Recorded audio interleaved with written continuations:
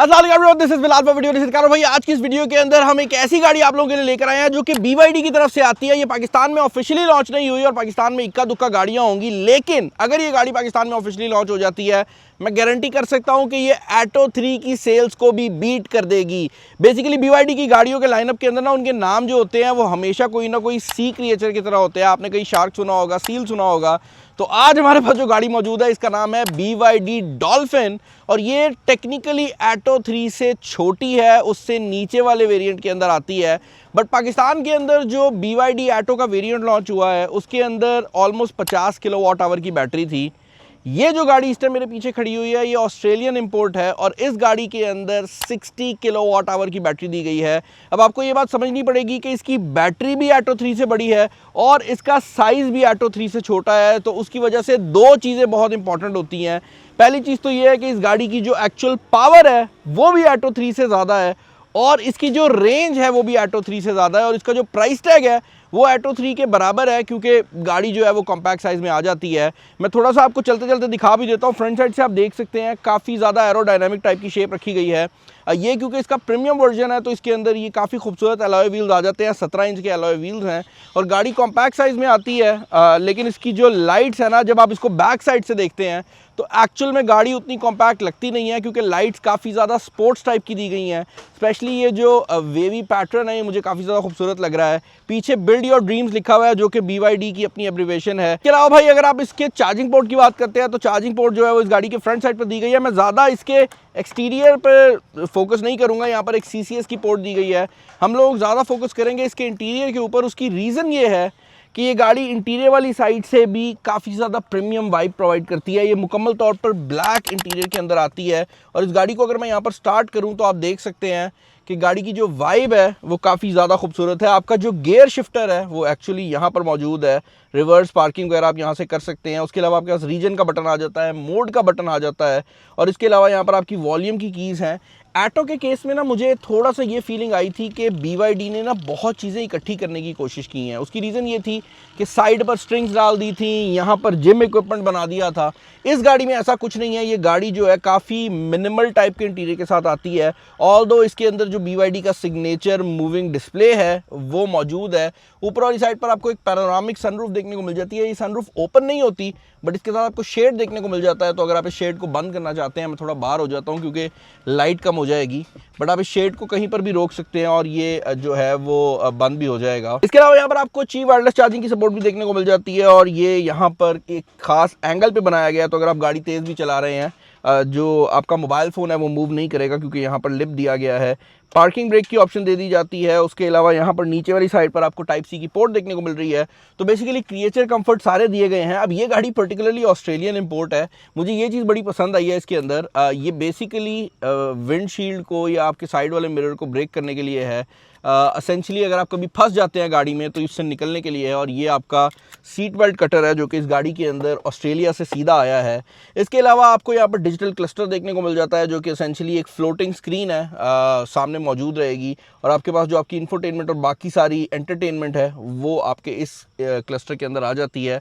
गाड़ी के अंदर मैं स्पेस के बारे में ये कहूँगा कि अगर आप 4 बंदे बिठाते हैं तो वो कंफर्टेबली आ सकते हैं। अगर आप 5वां बंदा बिठाते हैं तो उसको थोड़ा सा ना कंजेस्टेड होकर बैठना पड़ेगा। लेकिन इस गाड़ी की सबसे कमाल बात यह है कि क्योंकि इसका वज़न कम है और इसका साइज़ छोटा है तो ये सेम डिस्टेंस को ट्रैवल करने के लिए बड़ी गाड़ियों से कम बिजली लेती है। यार जैसे मैंने आपको बताया कि पाकिस्तानी मार्केट के अंदर ना अभी रेंज एंग्जाइटी वाली चीज़ें चल रही हैं। लोग जब भी इलेक्ट्रिक गाड़ी लेते हैं वो ये सोचते हैं कि भाई गाड़ी चलेगी कितना, जबकि इस गाड़ी को देखने के बाद मुझे एक चीज़ रियलाइज़ हुई है कि अब आपको ये भी पूछना पड़ेगा कि इतना चलने में ये बिजली कितना लेगी। तो फॉर एग्जांपल अगर आप एक बड़ी गाड़ी की बात करते हैं तो हो सकता है कि उसकी रेंज तो इससे सिमिलर हो बट उस बड़ी गाड़ी को चलाने में जो ओवरऑल बिजली लग रही है वो आपकी ज़्यादा हो।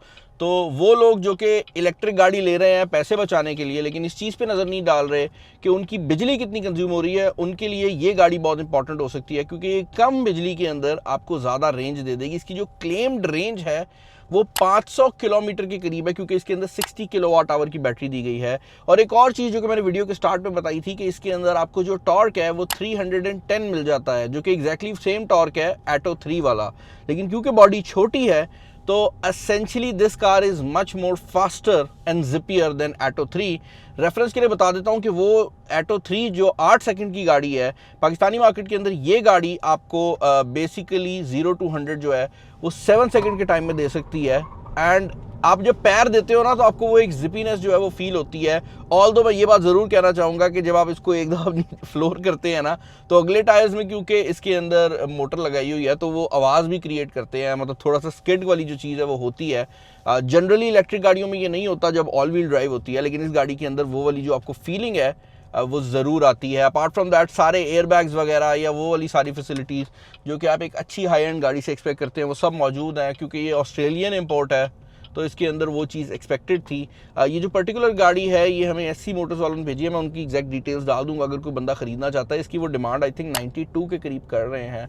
पाकिस्तान के अंदर गाड़ियाँ बहुत थोड़ी हैं तो आई कैन नॉट से कि अच्छी डिमांड है या बुरी डिमांड है, बट मैं ये चीज़ ज़रूर कह सकता हूँ कि नेक्स्ट टाइम जब भी आपने अपनी इलेक्ट्रिक गाड़ी लेनी है तो इस चीज़ पे ज़रूर फोकस करिएगा कि वो गाड़ी कितनी एफिशिएंट है, क्योंकि रेंज सब कुछ नहीं होती। ऑल्दो इस गाड़ी की तो रेंज भी अच्छी है बट रेंज सब कुछ नहीं होती। आपने ये भी देखना है कि उस रेंज तक पहुंचने के लिए गाड़ी कितनी बिजली कंज्यूम कर रही है। मैं रेफरेंस के लिए बताता हूँ, जो मेरे पास हमर है वो भी तकरीबन 500-600 की रेंज देती है, लेकिन उसके अंदर 200 किलोवाट आवर की बैटरी है, इसके अंदर 60 किलोवाट आवर बैटरी है और ये आपको 500 की रेंज दे रही है।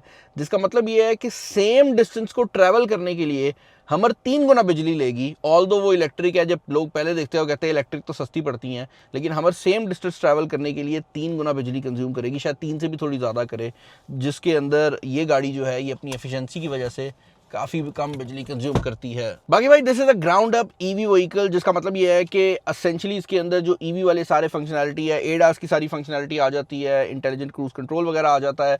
उसके अलावा एक चीज़ जो कि मुझे बड़ी पसंद आती है BYD की हर गाड़ी के अंदर, वो ये है कि BYD ने ना गाड़ियों को स्मार्ट बनाया है। तो इस गाड़ी के अंदर हर एक चीज़ आपके लॉक से लेकर आपकी एम्बिएंट लाइटिंग तक बेसिकली सब कुछ जो है ना वो डिजिटली कंट्रोल हो सकता है। जिसका मतलब ये है कि आपका लॉक कब ओपन होगा खुलेगा व्हीकल की, ये सारी सेटिंग्स जो है वो आप इसी स्क्रीन से कर सकते हैं। इससे फ़ायदा ये हो जाता है कि आप सब कुछ जो है वो स्मार्टली कंट्रोल कर सकते हैं। सीट्स के अंदर भी इसके अंदर हीटिंग मौजूद है, AC की भी सारी चीज़ें हम यहाँ पर कंट्रोल कर सकते हैं। लॉक्स किस तरह किस चीज़ पर लॉक हो गाड़ी, कितनी बार दबाने पे क्या चीज़ हो, वो सब कुछ यहाँ कंट्रोल हो सकता है। इसके अलावा यहाँ पर कैबिन परसेप्शन है जो बेसिकली आपकी चाइल्ड लॉक जिसे आप कह सकते हैं कि अगर बच्चे डिटेक्ट किए जाएं तो ये उसको क्या करे, डोर्स को ऑटोमेटिकली ऑफ कर दे या वो वाली चीज़ें आ जाती हैं। रियर व्यू मिरर को आप ऑटो फोल्ड वगैरह कर सकते हैं। तो एसेंशियली जितनी भी स्मार्ट चीज़ें हैं वो सारी इस गाड़ी के अंदर आपको बिल्ट इन मिल जाती है। मैं उनके ऊपर डिटेल में इसलिए बात नहीं कर रहा क्योंकि that is same for every BYD, और वो सारी चीज़ें जो है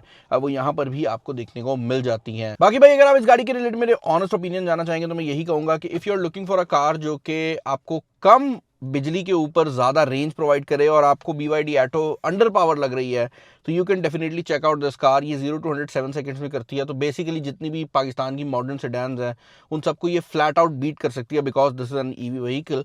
ऑल्सो एक और चीज़ जो कि यहाँ पर मैं ऐड करना चाहूँगा वो ये है कि भाई बहुत ज़्यादा ईवी गाड़ियाँ आनी शुरू हो गई हैं। मेरी इस वीडियो में जो भी बंदा ईवी चार्जर लगाने में जो है ना वो इन्वॉल्व है, मैं उनको बेशक गवर्नमेंट हो वो कोई कंपनी हो, मैं ये कहना चाहूँगा खुदा का वास्ता जल्दी लगवा लें। उसकी रीज़न ये है कि अभी भी जो ईवी गाड़ियां हैं उनका सबसे बड़ा प्रॉब्लम ये है कि शहर के अंदर तो बहुत अच्छी हैं, घर में सोलर लगा हुआ ज़िंदगी सुकून में है, लेकिन अगर आप शहर से बाहर जाते हैं तो स्टिल ईवी गाड़ियां जो हैं वो नहीं जा सकती। एंड आई बिलीव सबसे इंपॉर्टेंट इस टाइम जो ईवी पॉलिसी में चीज़ चाहिए ना वो यही चार्जिंग स्टेशंस हैं। जब तक ईवी स्टेशंस नहीं लगते तब तक के लिए मुझे इजाज़त दे, मजाक कर रहा हूँ, जब तक भाई नेक्स्ट गाड़ी नहीं आती तब तक के लिए मुझे इजाज़त दें। चैनल सब्सक्राइब नहीं किया तो कर ले, मेरी कोशिश है कि इस चैनल के ऊपर आपको जितनी भी ईवी और हाइब्रिड गाड़ियाँ हैं उनके रिलेटेड अपने ओपिनियंस प्रोवाइड कर दूँ।